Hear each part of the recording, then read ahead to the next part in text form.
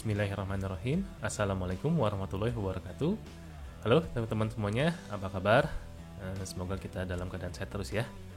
Di video kali ini saya akan menjelaskan tentang materi kedua dari Network Security. Topik yang akan kita bahas kali ini adalah tentang TCP/IP atau Transfer Control Protocol Internet Protocol. Nah, mungkin bagi teman-teman di sini yang sudah pernah belajar tentang jaringan komputer, sudah tidak asing dengan yang namanya TCP/IP. Jadi TCP/IP ini merupakan sebuah protokol yang biasanya digunakan untuk mentransmisi informasi-informasi atau data dari satu titik ke titik yang lain di dalam sebuah jaringan. Dan tentunya TCP/IP protokol ini mempunyai banyak sekali protokol-protokol yang bisa digunakan untuk berkomunikasi. Nah, sekarang kita mencoba untuk melihat dulu apa perbandingan antara OSI model dengan TCP/IP. Teman-teman juga sudah tidak asing ya dengan istilah OSI model atau yang kita kenal dengan 7 layer OSI atau 7 layer OSI, ya, di mana layer OSI ini terdiri dari 7 layer.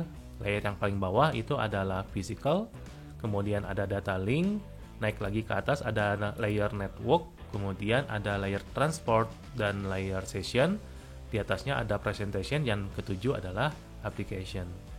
Setiap layer-layer dari OSI model ini mempunyai fungsi masing-masing, dan tentunya fungsi-fungsi ini tetap akan digunakan dalam proses komunikasi di dalam jaringan. Sedangkan TCP/IP itu mempunyai stack-stacknya sendiri, atau layer-layernya sendiri yang berhubungan dengan OSI layer. Jadi antara OSI layer dengan TCP/IP itu masih berhubung sebenarnya. Cuman hubungannya adalah fungsi-fungsi yang ada di OSI layer itu akan disesuaikan dengan protokol-protokol yang ada pada TCP/IP. Contoh misalkan seperti gambar di sebelah, layer application, layer presentation, dan layer session itu digunakan satu protokol, maksudnya satu jenis protokol. Sehingga pada ketiga layer tadi, itu protokol yang ada pada TCP/IP bisa menggunakan HTTP, DNS, DHCP, FTP, SNMP, Telnet, IMAP, SMTP, POP3, dan lain-lainnya. Untuk layer-layer OSI selanjutnya, itu mempunyai protokol-protokol tersendiri. Contoh misalkan transport, dia punya protokol TCP/IP-nya adalah TCP dan UDP. Kalau di layer network itu juga ada sendiri, IP, ICMP, dan lain-lainnya. Kemudian di data link juga ada device driver. Sedangkan di physical layer itu juga ada network adapter. Jadi perbedaannya hanya 3 layer teratas saja. Nah, subprotokol yang ada di dalam TCP/IP ini atau TCP/IP stack ini merupakan sebuah layanan-layanan yang mendukung berbagai macam fungsi-fungsi dari jaringan. Contoh misalkan ada protokol HTTP atau Hypertext Transfer Protocol. Nah, itu ada fungsinya tersendiri. Contoh yang lain misalkan ada FTP, File Transfer Protocol. Nah, itu pasti akan mempunyai fungsi tersendiri dan berbeda dengan HTTP dan protokol-protokol yang lainnya. Nah, berikut ini merupakan subprotokol dari TCP/IP yang paling atau umum digunakan di dalam komputer atau jaringan komputer. Selain ini, masih banyak ribuan lagi protokol-protokol yang sering digunakan. Nah, inilah yang dimaksud dengan TCP/IP stack atau TCP/IP protokol. Dan perbedaannya dengan OSI model. Berikutnya, kita akan mencoba melihat dari sisi pengalamatan pada TCP/IP. Bagi teman-teman yang sudah belajar jaringan pun, ini merupakan hal yang lumrah atau yang sudah pernah dibahas oleh guru, dosen, atau pengajar yang lainnya. Kalau kita belajar jaringan komputer, pasti tidak lepas dari yang namanya pengalamatan TCP/IP atau yang kita kenal dengan IP address. Untuk memahami apa itu IP address, teman-teman sebenarnya bisa lihat video saya yang sebelumnya, yaitu tentang sistem pengalamatan. Jadi di sini saya tidak akan bahas lagi, tetapi yang menjadi concern dalam pengalamatan IP ini adalah ternyata seorang penyerang itu bisa mengambil akses atau mendapatkan akses ke jaringan dengan mendeterminasi IP address atau pengalamatan IP yang ada pada komputer. Jadi ibaratnya, kalau di dalam sebuah organisasi itu ada jaringan komputer, kemudian ada penyerang ingin masuk ke jaringan perusahaan atau organisasi tersebut, penyerang tadi harus tahu IP address yang ada di dalam jaringan organisasi itu. Ketika penyerang tadi tahu IP address mereka, maka penyerang akan mudah untuk masuk dan mengambil akses di jaringan organisasi itu. Nah, tapi jangan takut. Ketika ada penyerang yang masuk dengan menggunakan IP address organisasi kita, maka di sistem monitoring itu harusnya terdeteksi ada IP yang tidak dikenal yang masuk ke dalam organisasi kita. Jadi sebenarnya IP address juga bisa digunakan untuk melindungi atau mencegah ada orang lain atau pihak yang tidak dikenal masuk ke dalam jaringan kita. Dalam sistem komunikasi antar komputer atau yang ada di jaringan, ada yang disebut dengan datagram atau IP datagram. IP datagram ini merupakan sebuah paket yang bertanggung jawab terhadap sistem routing yang ada atau melalui jaringan tersebut. Nah, secara umum, informasi-informasi yang berada atau yang terkandung di dalam datagram ini adalah misalkan source dan destination IP address. Terus ada juga control settingnya, berikut dengan data yang dikirimnya apa. Jadi isinya itu. Nah, teman-teman bisa lihat nih, informasi-informasi tadi itu disimpan di dalam paket datagram. Datagram itu sendiri dibagi menjadi dua bagian. Ada yang disebut dengan header, ada yang disebut dengan data. Bahkan beberapa paket itu ada footernya. Biasanya dipakai kalau misalkan mengindikasi ada paket-paket yang error atau paket-paket yang ada di belakang atau yang paling ujung. Bagian header itu biasanya digunakan untuk berkomunikasi antar komputernya. Jadi sangat jelas sekali ya, IP header ini dia punya peran yang sangat penting di dalam komunikasi, apalagi berhubungan dengan keamanan jaringan. Kenapa IP header ini sangat penting dan harus kita lindungi? Nah, teman-teman lihat dulu nih gambar isi atau struktur dari IP header berikut. Nah, sekarang bayangkan sama teman-teman, jika kita bisa mendapatkan IP header dari sebuah paket yang ada di jaringan. Otomatis kita bisa tahu alamat yang ditujunya berapa, alamat pengirimnya berapa, terus protokol yang digunakannya apa, dan seterusnya. Bahkan data yang dikirim itu juga tersimpan di sana. Tapi di sisi lain, IP header ini bisa teman-teman gunakan untuk melakukan monitoring jaringan. Kebanyakan administrator jaringan biasanya menggunakan aplikasi yang namanya Wireshark untuk mendapatkan atau memonitoring jaringan di organisasi mereka. Nah, ini penjelasan tentang IP address atau pengalamatan pada jaringan. Jadi teman-teman harus paham nih, bagaimana cara paket data bisa dikirim dari satu komputer ke komputer yang lain. Kemudian paket itu disebut dengan istilah apa? Di dalam datagram tersebut, isinya atau strukturnya apa saja.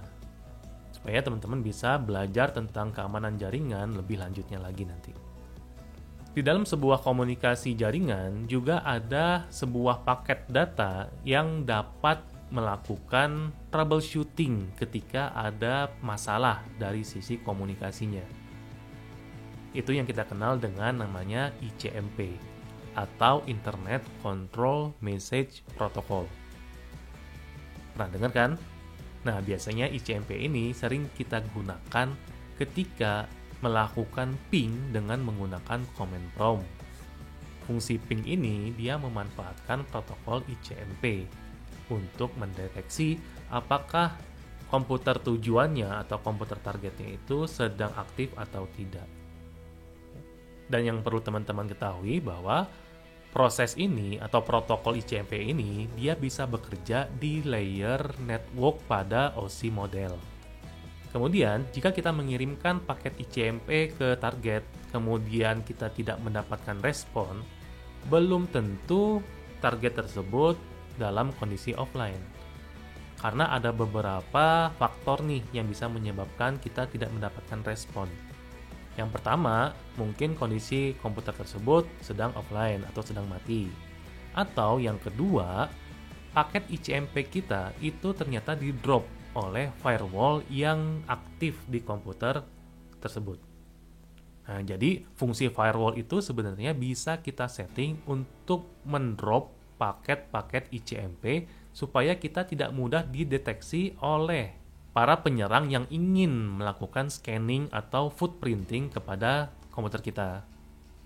Berikut ini ada beberapa jenis-jenis ICMP yang mungkin harus dipahami oleh teman-teman semua. Ternyata paket ICMP itu banyak sekali fungsi-fungsinya. Kalau tadi kita bicara IP header, nah sekarang kita akan lihat TCP header itu gimana. Terus bedanya dengan IP header itu apa sih? Beberapa paket TCP IP juga mempunyai yang namanya TCP header. Dan TCP header ini dia diproses pada layer transport pada OSI model. Nah, istilah lain dari TCP header ini adalah segmen. Kalau IP header tadi istilahnya adalah datagram, kalau TCP header itu istilahnya adalah segmen atau TCP segmen. Gambar berikut merupakan gambar dari TCP header struktur atau struktur TCP headernya. Jadi teman-teman coba bandingkan dengan struktur IP header yang tadi dengan TCP header yang ada di sebelah ini. Dan ternyata jika kita buka itu ada informasi yang sangat penting, yaitu source port dan destination port. Informasi tentang source port dan destination port itu tidak ada di IP header. Itu hanya ada di TCP header. Yang kedua juga ada yang namanya flag. Flag ini sangat penting di dalam TCP header. Karena di dalam flag ini kita bisa mendeteksi ketika sebuah paket itu dibuat.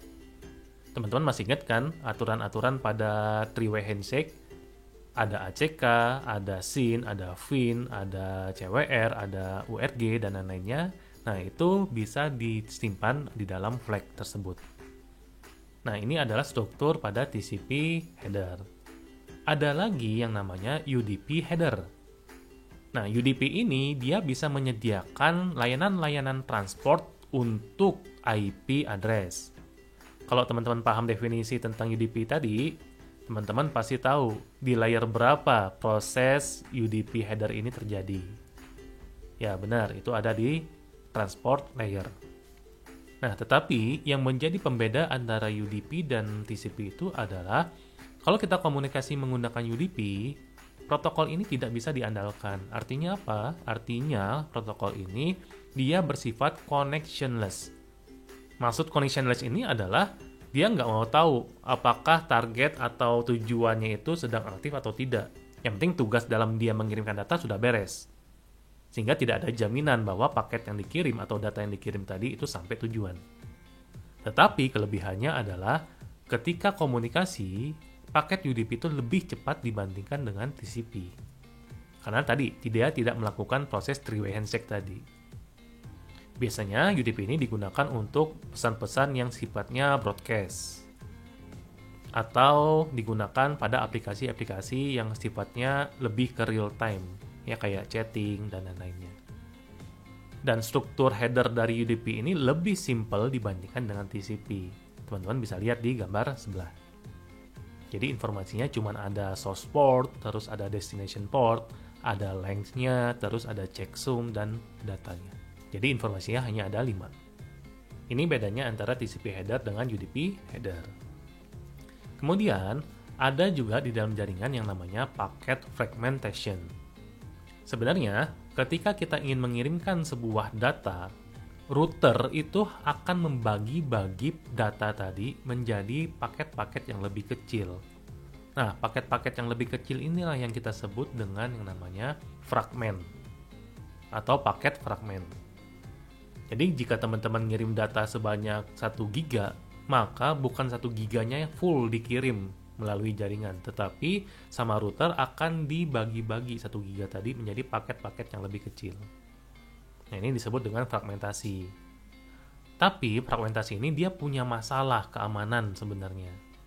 Masalahnya adalah nomor-nomor port dari tujuan ataupun sumbernya hanya ada atau kelihatan di paket fragment yang ke 0 atau yang pertama kali.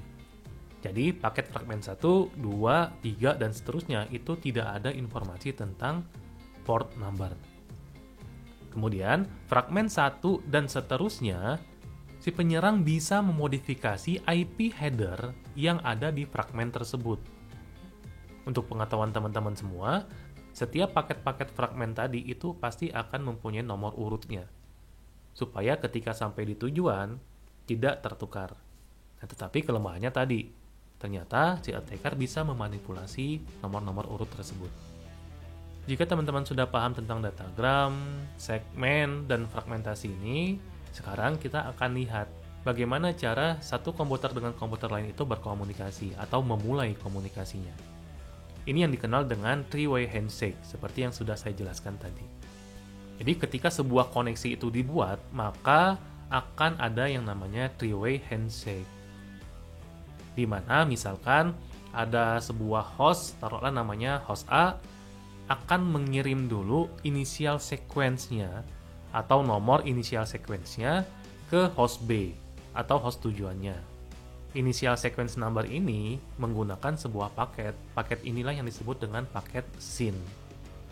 Ketika host B tadi mendapatkan paket SYN dari host A, maka host B akan merespon dengan paket SYN ACK. Tentu saja paket SYN ACK ini akan dikirim bersamaan dengan nomor inisial sequence-nya. Kemudian host A akan mendapatkan paket SYN ACK dari host B. Setelah dapat paket tersebut, host A akan merespon atau mengirimkan kembali sebuah paket yang namanya ACK ke host B. Jika paket ACK ini sampai ke host B, maka koneksi sudah established dan mereka bisa berkomunikasi. Ini jika kita menggunakan protokol TCP ya. Kalau misalkan kedua komputer tadi atau kedua host tadi ingin mengakhiri sesi komunikasinya, maka paket FIN atau flag FIN itu akan dikirimkan ke dua host tersebut. Itu menandakan bahwa komunikasi akan siap untuk berakhir. Nah, jika kita bisa simpulkan, proses dalam komunikasi dengan menggunakan three-way handshake ini akan terjadi seperti gambar berikut. Nah, silakan teman-teman pahami masalah three-way handshake ini, karena ini sangat penting sekali ketika kita bicara tentang keamanan jaringan. Sekian penjelasan saya di materi tentang TCP/IP ini. Semoga teman-teman bisa mendapatkan dasar-dasar dari TCP/IP, kemudian kita akan mencoba untuk belajar lebih jauh di materi berikutnya. Sampai ketemu di video-video saya berikutnya. Assalamualaikum warahmatullahi wabarakatuh.